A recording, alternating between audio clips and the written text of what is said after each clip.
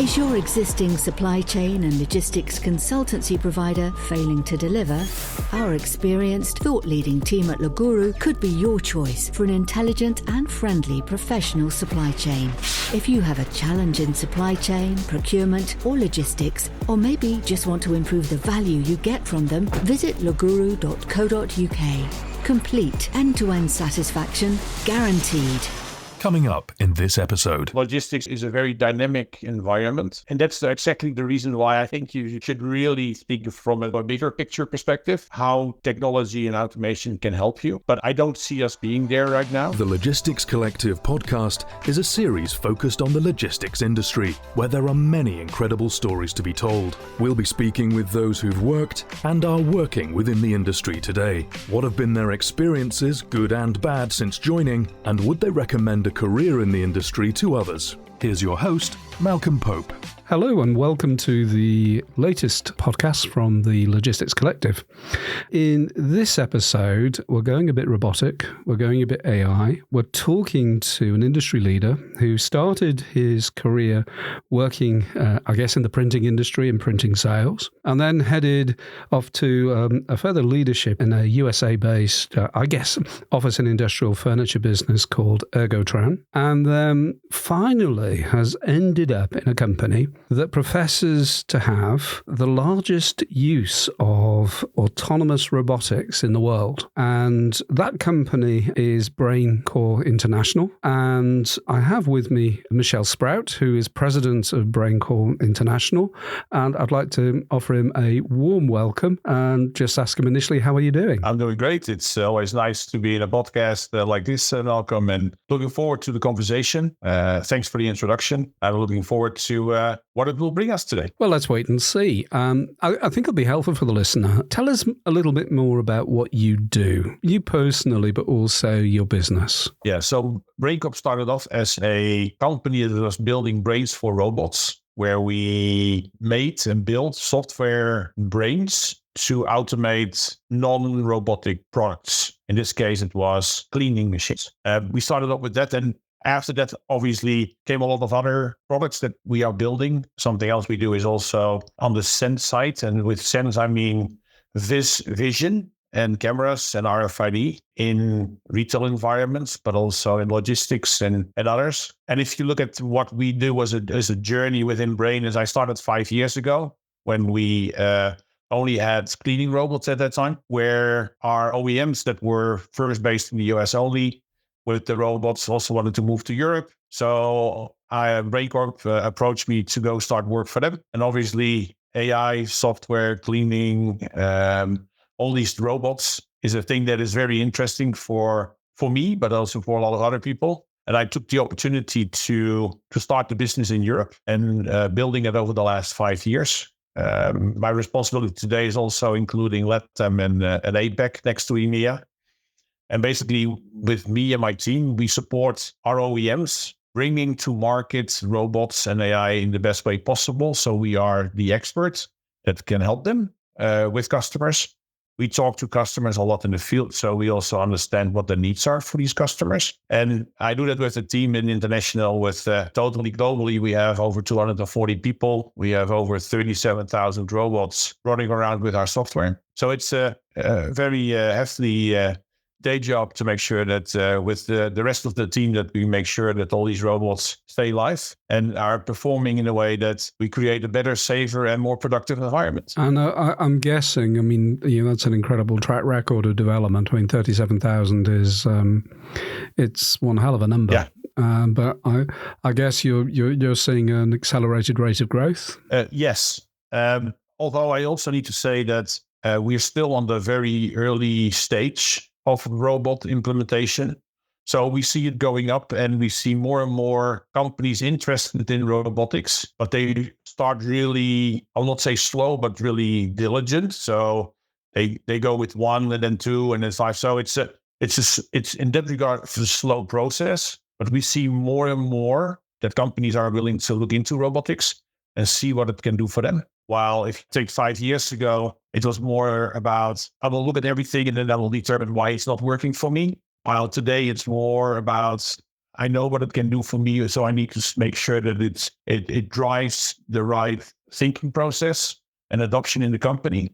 So we already come a long way from 5 years ago, but we're definitely not there where I think we should be at a certain point. Keeping in mind the whole labor shortage, pressure on labor, I think that will drive more and more automation, but we're not there yet. I think the potential is limitless for you.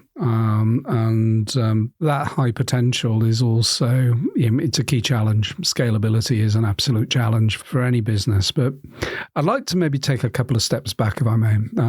I'm sort of imagining Michel in his younger days as a child, and I'm wondering, was his favorite Christmas present, one of those robots that you used to get? But perhaps more appropriately, when you were young, what was your dream job? What were you imagining?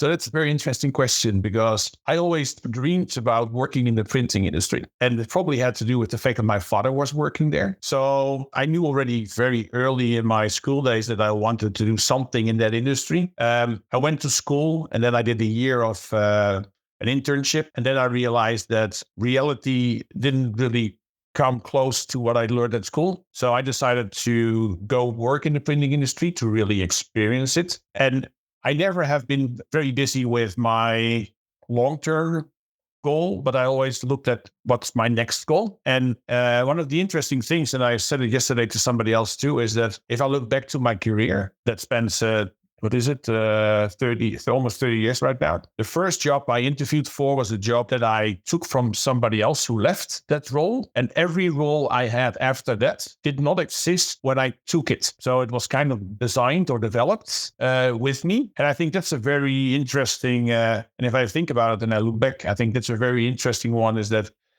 I have been capable of creating jobs that I like in a way, and they evolved in a way that it really suited me. So if you ask me, what was your dream job? I would say the job that I have today, because what I started off 30 years ago has evolved into what I'm doing today. So if you would ask me, what is your next one? I will tell you, I don't know. Something will form out of this, and then we will see where it ends. But that's, I think, if I look at my dream job, that is where I am today. So you're a career explorer with an open mind. I think that's the right thing to be. Have you thought about the connection between perhaps where you are now and actually the printing? So if you think about printing, it's one of the earliest forms of automation, and it's our first automated medium. When you're Johannes Gutenberg in Germany, but also William Caxton in England, you were first actually beginning to automate what was previously handwritten. So I think there's a thread of automation. I think you're in the right place, Michel. Yeah, now you say it, is at the end of my tenure in the printing industry, everything started to be digital. There it was already happening. So if you compare that to where I am today, it's the advanced version of it almost. So I can agree with your statement there, Malcolm. Yeah, I was doing some thinking on reading where you've come through, and I sort of sensed a connection within that. So why are you so passionate about your role at Brain? I mean, it's a fantastic company name. I mean, heavens, you've got to be a thinking organization if you're called Brain, don't you? Yeah, so our founder, Eugene Ezekowitz, he is a neuroscientist. So it makes a little bit sense why it's called Brain too. But the thing is that I like jobs where I can make an impact every single day. And what I see, what we do with the team is we make a difference every day, because we are focused on making the world better with robotics. And that's not always something that everybody understands. So it's an enormous, in a way, a task, but also an adventure to go out and preach robotics and AI. And the interesting thing is, when you look back 5 years, when I was saying that I was in the robotics and AI, the first thing people always ask me was, so you're taking jobs from people? And I said, no, we don't. We look at how we can complement people and work that way. Then COVID came. And after COVID, I never get to this question anymore, because everybody understands and sees that labor shortage is a challenge these days. Well, it was the same almost for COVID, but it was less visible. But after COVID, you saw that a lot of branches shifted with the people that left, like the catering, the restaurants, everything there. People left, and they saw that labor shortage was there, you see also a lot of robots in that segment where they're serving people these days. But the thing around AI, and this is what I always try to explain to people, is AI is there and it will not go away. So you can do two things. You can keep on running until it catches you, and then basically you're too late. Or every day you look at the possibilities and capabilities that AI has for you to help you in what you do.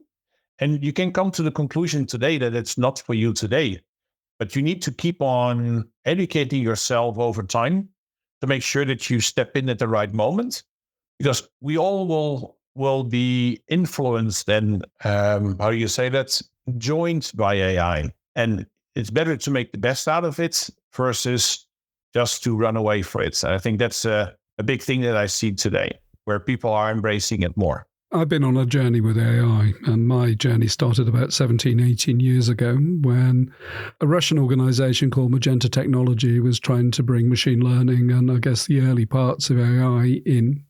And I was absolutely fascinated. And the reason I was fascinated in it was that very often people will say, well, you don't need to boil the whole ocean to make a cup of tea or a cup of coffee. Yeah. But the truth of the matter is that if we want to live in a more sustainable world, we've got to learn how to actually be able to do more, to produce more and to produce more sustainably.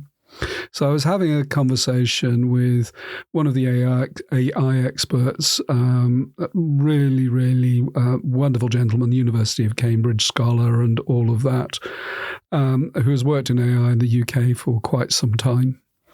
And he, like me, is part of the Tompkins Ventures group, and we're an interesting group of people to talk to. And I'm a natural skeptic. I sort of look at AI, and I'm also say there are some fears with this, and you rightly express what they are. But he explained it in the most wonderful way. He says, well, you might wander around going and looking and saying, well, what jobs can we lose? What he's actually looking at is he drives around and looks at people doing jobs that they hate, and can we release them from the jobs that they hate so that we can create new and better jobs for the future. And provided that we've got that creativity to turn around and say, these are the new ways to think, perhaps there's less to be feared.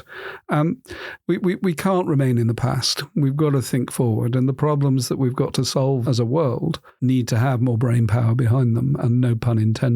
Yeah, I sometimes compare it, and it's not comparable, but if you look back to the Industrial Revolution, everybody thought it was the end of every job that was there. But it created so many new jobs, and AI will do the same. It will create so many more new jobs that we need to adjust. And that's obviously the other thing, is that we need to make sure that we are capable of exploring it in the right way. So we need people for that. So what was your favorite subject in school?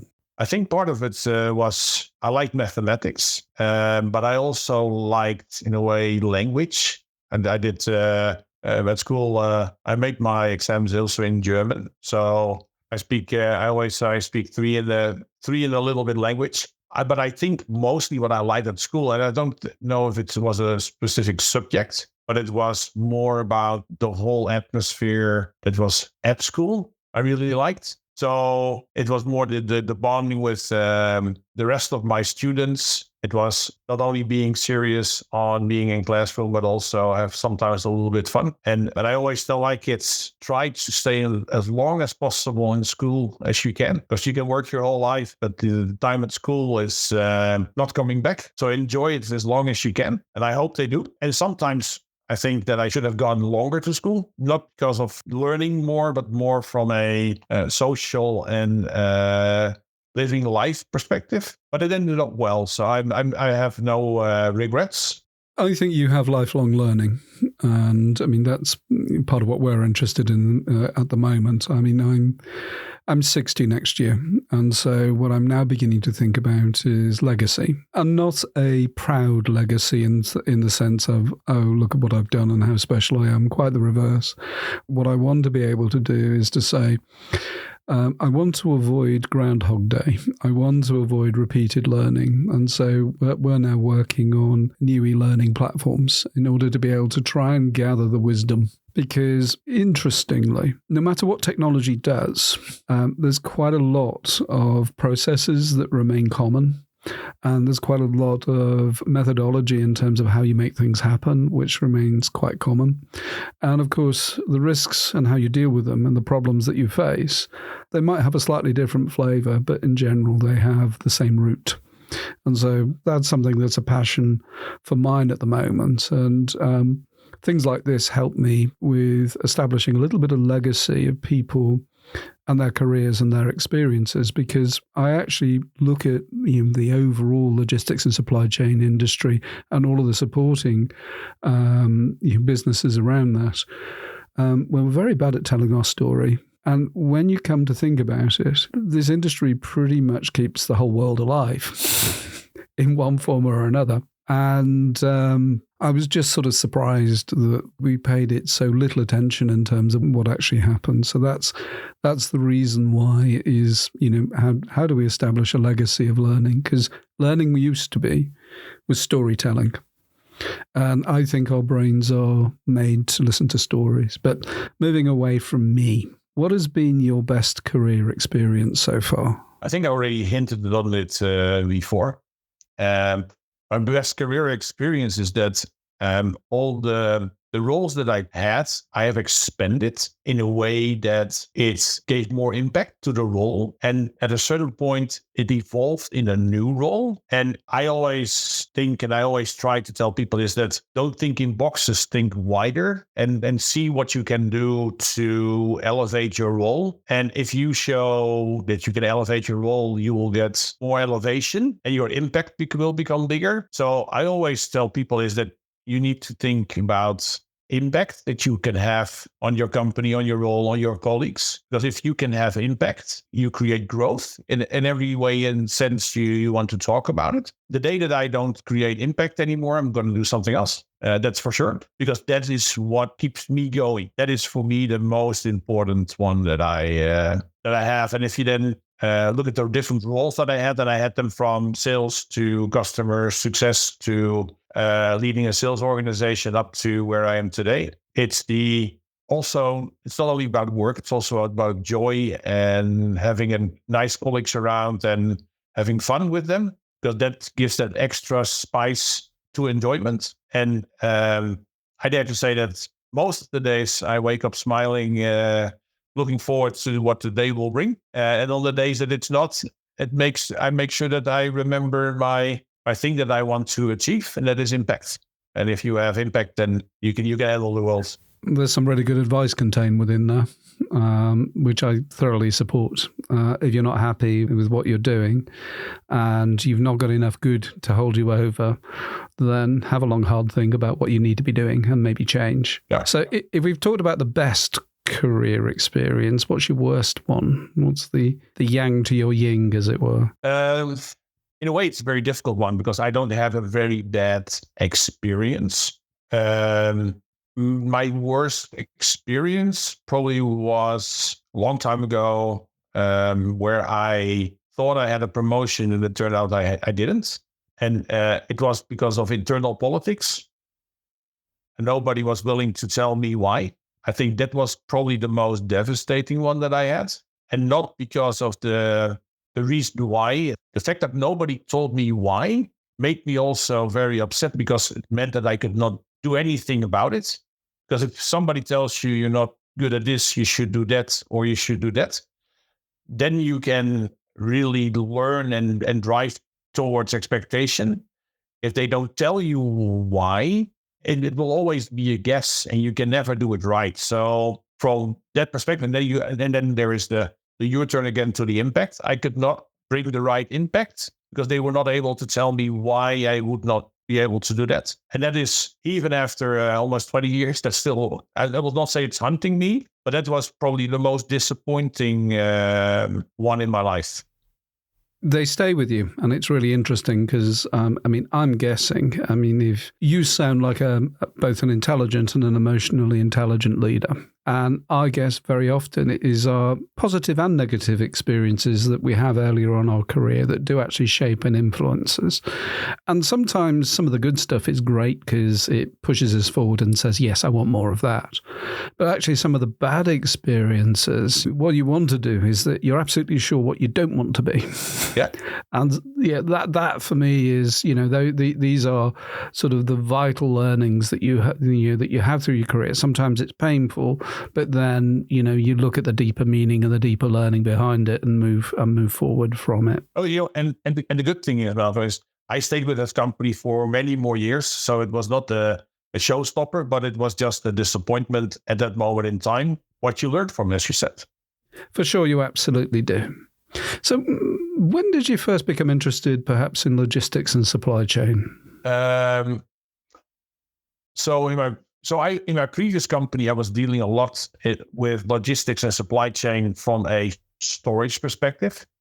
They also did for me pick and pack. So it was a little bit more than just storing products. And I think this is not only for logistics, and you already hinted to it before, is that I think a lot of industries are way bigger than people think and they want to express. And cleaning is such an industry. And I think logistics is such a one too, because everywhere where you drive, certainly in the Netherlands, you see big warehouses. You see always a lot of trucks everywhere driving. And I think that's the interesting about the logistics industry. It's so enormous if you think about it. If you don't realize that, it sounds like just a small thing. And as you said earlier, it keeps the world alive and it drives the world. And I always need to challenge people to go to a trade show that is focused on cleaning or on logistics, just to imagine how diverse and how big these industries are. And the interesting thing is when you finally get somebody to such a show, the first thing they always tell me when they see me, they say, I was not aware that this industry was so big and there are so many people are trying to make things better in these industries. And I think that is what I see that within Brain is that logistics is using a lot of robotics. They are also one of those industries where they probably one of the first.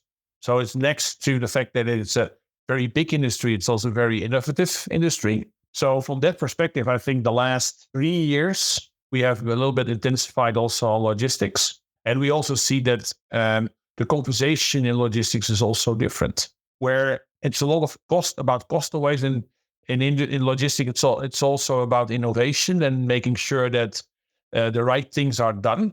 And obviously, they also have the same burden as all the other companies, where labor is a very challenging adventure. So from that perspective, I think logistics is a very interesting industry.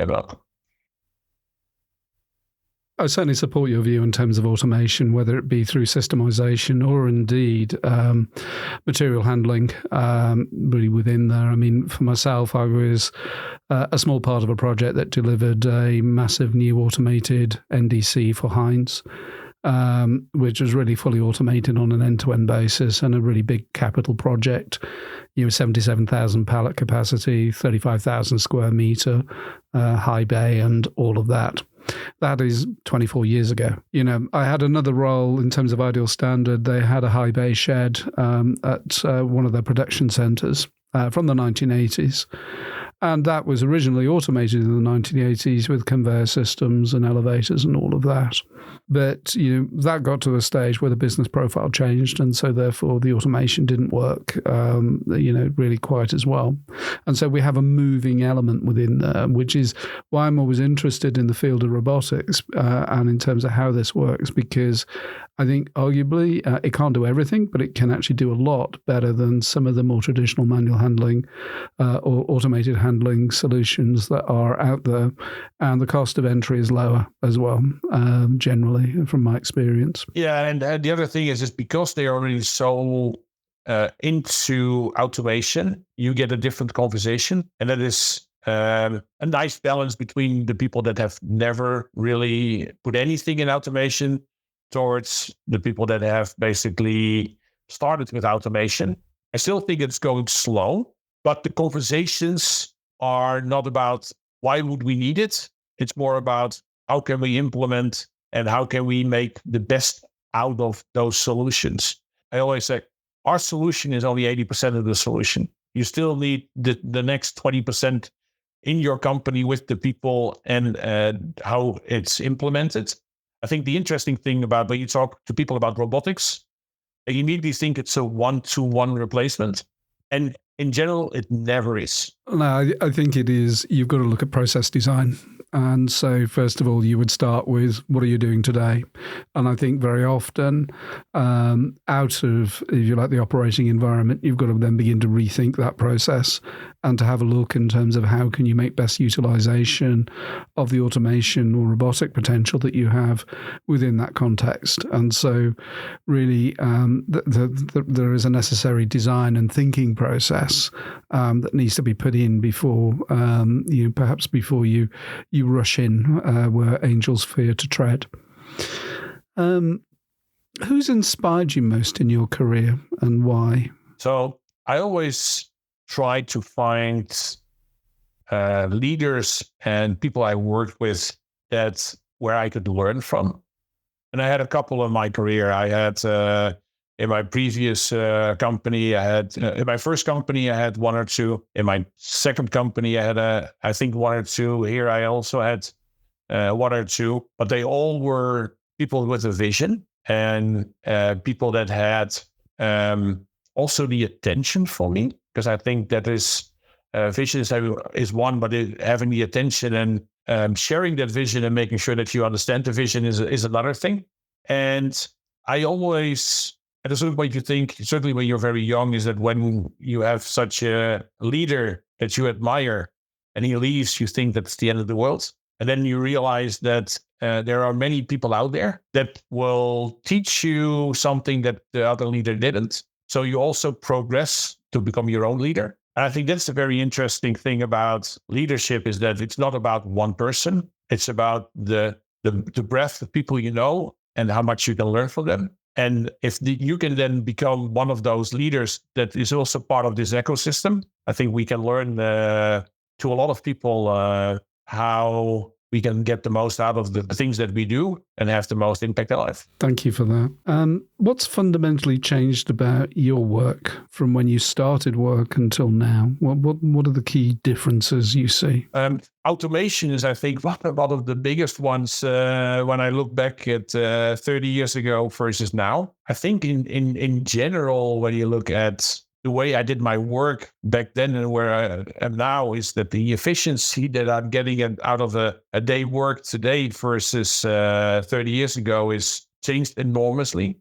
I still think about the work perfect and the AS400 with codes and all these things we needed to do versus where we are today with all the things online and everything and ChatGPT and everything that can make you so much more productive. So I think if you look at productivity is probably the biggest change over 30 years. What you can do and accomplish in a single day with the tools you have today. And I think it will be even more certainly when you see the fast change in technology. So yeah, I think the number one thing is probably productivity. And that doesn't mean that I was not productive 30 years ago, but you can just do way more things today in the time you have available than you had 30 years ago.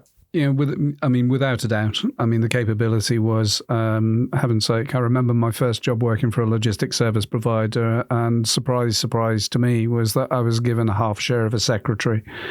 And I was able on keyboards, etc. And it was like, no, you don't do that.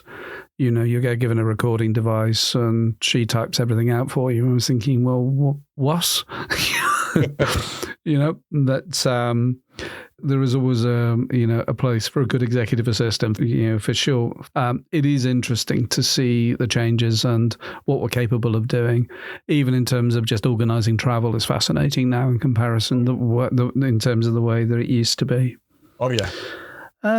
What do you see as the major challenges within supply chain and logistics currently, and maybe take a view out for the future that you can foresee? So one thing that I see today is challenge number one is I think people are finding it difficult to take strategic decisions about implementing in innovation. So they think, but I mean, when I say that, I don't mean that they are not willing to automate, but they're thinking too small. You need to think about the broader thing, and I think it's a general challenge. To be honest, it's not specifically to logistics and supply chain. And if you make that decision to strategically invest, also drive it. And it needs to be for the whole organization. So I think people are still not, or I don't know if it's scared or capable of, or whatever, is if you think about the bigger picture, you will be better prepared for the future than if you don't. And of course, logistics is a very dynamic environment. And that's exactly the reason why I think you should really think from a bigger picture perspective, how technology and automation can help you. But I don't see us being there right now. And of course, we're all trying, and I know that you're trying to educate the industry on it. We are talking to a lot of people about it, and we see movement, but it's still very prudent. I certainly agree. I mean, the earlier point that you made about the logistics industry does wonderful things on a day-by-day basis, and it is an industry that I genuinely love and that has given me a brilliant career. I will speak highly of it, but because I've been involved with it for so long, it gives me a little bit of a right to occasionally poke it with a sharp stick. And my poke with a sharp stick is that the pace of innovation and the pace of change isn't quick enough. But then on the other side of it is then I go and have a look at how we're structured. And some of the changes that we make rightfully in order to make organizations more economic, more efficient. We do things like delayering, and then we have lots and lots of meetings. And I just have an open question, which is, where is your space to think? Where is your space to innovate? And you have to schedule that time in too. Because quite often part of what we do as a business is actually create those thinking spaces. I believe I operate an anti-consultancy because I've never been best motivated towards consultancies in the past. I've tried my best to avoid them, with the best will in the world. And so I didn't want to be that. I certainly sort of agree with you. And decision-making processes in large corporates is painfully slow. And they've got to think about that on occasion, that, if it takes you so long to make a decision, what benefit are you losing? Yeah. And the classic example was I had 6 months to persuade a relatively small investment on a new e-sourcing platform for a former employer. 6 months. And it was a 10 to 1,000 spend. It wasn't massive. That resulted them in saving millions. The ROI was in weeks, just after the first event.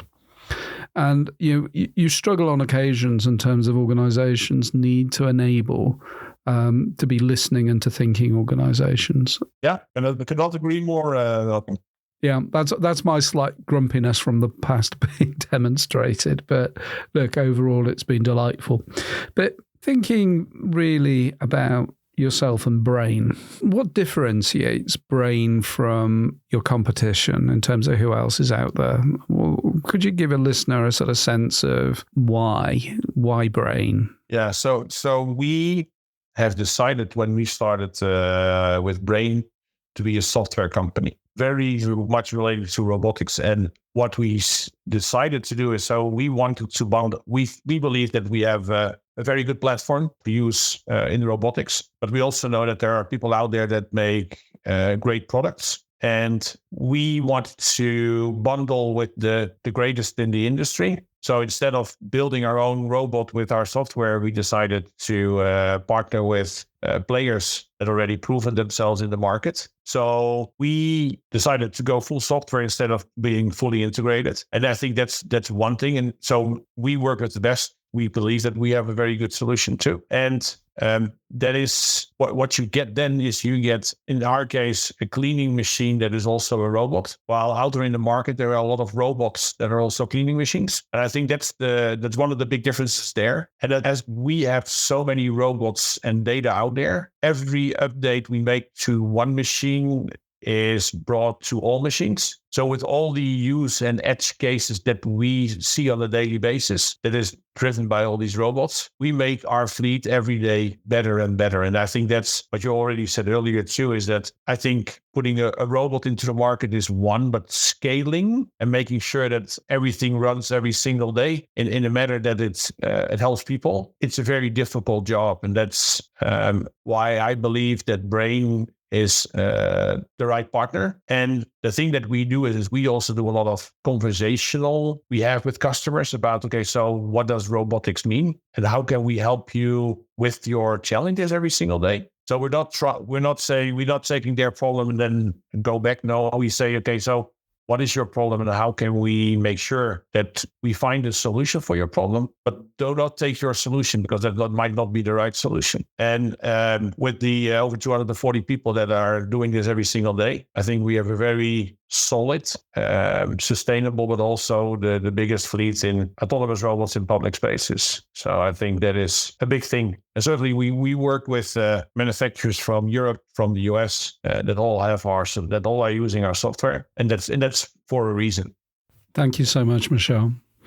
We're coming towards the close of this podcast, and I wanted to do a couple of reflections with you. So all organizations are as good as their teams. Could you tell us more about your team and why they're so special? So I selected my team in a way that because I have a small, mean team, I have generalists. That means that they're very broad. And we sometimes with a joke, we say you're the jack of all trades. But if you have a small team and they're capable of doing multiple things, they also know the business better. So what I see with my team is that they are also flexible and capable of growing that impactfulness of their roles because every single day we have new challenges and they just take them, and that enlarges their role. It makes them more knowledgeable, and because of that, as we sit together, we are also getting smarter every single day from each other. And I think that's the most interesting thing for my team is that I was the first employee of Brain Corp. So every single person in this team I hired myself, and they all are up and over standard of what I was looking for. And that makes my team great because we learn from each other every day, and their impact is maximized. I mean, for sure. I mean, leadership is all about team. So really, my final question of you in terms of it's a cheeky question, really, which is looking into the future for Brain. What do you see as an organization on the horizon? Without breaking any, trade secrets, is there something that, you're working on in a direction that you could maybe share with us? It's okay to say no. I will first say no, and then I will answer your question. Okay. So as a software company, data is key. We're using data to make the fleet every day better. So, and we see that in every industry, the more data you have, the better you can look at your circumstances, optimize things, look at things that go wrong and make sure that they never go wrong again. So, I think in general, and this is not only Brain, data and automation is the key. So everything that we do also today with our cleaning robots, but also with our shelf scanning and shelf automation, it's all about data and interpretation of data, making sure that you basically maximize your output. And that can be, and with that said, it can basically be anything that we can touch. So I think more and more people will see the value of data. More and more people will combine data and make decisions based on fundamental data. So I think that is the future for a lot of for us, but also for companies that are creating the data in their environments. That's absolutely sure. I mean, that big data piece, which is that mound of wisdom that few people are actually going out there and actually doing clever things with. The number of businesses that I speak to, and I'm looking at the potential of their big data and saying, within those hills there are gold. Yeah. Let's go mining. So, finally, Michel, I always offer everybody I interview the opportunity. Ask me any question you like, if you wish to. So with seeing what we discussed today, Malcolm, what do you see as the biggest challenge from a logistics perspective in decision making about big decisions? Is it leadership? Is it the industry itself? or is it a challenge sometimes to choose for innovation? I think the challenge for the industry at the moment is that even though these services that are provided are very complex and are extremely valuable, the industry is commoditized, so it's a low-profit industry. And it is a low-profit industry that faces an immense challenge of decarbonisation, ever-increasing sophistication in terms of consumer requirements for delivery, an ever greater need to actually invest to achieve both service and efficiency. And so I think there's a view of it needs to be able to improve its profitability. However, contained within efficiency and contained within that big data, I believe, is the path for them to actually make the money that allows them to invest. Beyond that, you look at the sheer scale of many of our logistics businesses, and it's hard to be able to make progress in large-scale organizations. It always is. I mean, the delight of me working after a long career in large-scale businesses, I utterly delight in doing what I do now because it gives me ultimate agility. For me, I actually work to think and to innovate these days. I don't need to eat too much, but that for me is the most important thing. And what businesses have to do, it's what I mentioned earlier, it's that create that space for innovation, but also create that space for investment to improve efficiency, to improve profit, to actually then build a cycle of reinvestment. Now, a lot of people will probably roll their eyes and say we're doing lots of that already. And I would turn around and say you're doing about 10% of what is needed. So that would be my polite but quite hard challenge back. There is an awful lot that can be achieved more than what we have today. And that's the wonder of the industry. Even after, if I got everything that was on my wish list, there's going to be somebody brighter and better than me that'll be coming along and saying, yeah, you got that all wrong. We can do it by doing A, B, C, and D more. So, Michel, thank you so much. It's been a pleasure to talk to the brain. That's a great brand name. It really is. But I can see where the intelligence comes from. So really, your participation is very much appreciated. Maybe we'll find another subject to talk about again in the future. I think that sort of discussion around, I don't know, is it the ethics of automation? That'd be an interesting one to go and delve through. But I think there's a great use case. Always have. We've just got to make sure we look after the impact. Yeah, thank you. So thank you so much again. That's another episode of the Logistics Collective complete. If you want to like and follow us, we're available on all of the normal podcast channels such as Spotify. And we're also available on logisticscollective.com. And you can be more interactive there. You can send us messages and voice messages as well within there. So another really interesting podcast completed. I look forward to the next one. Thank you. You can get in contact by email, podcast@logisticscollective.com, or leave a voice message on our website, logisticscollective.com. The podcast is a production by Leguru.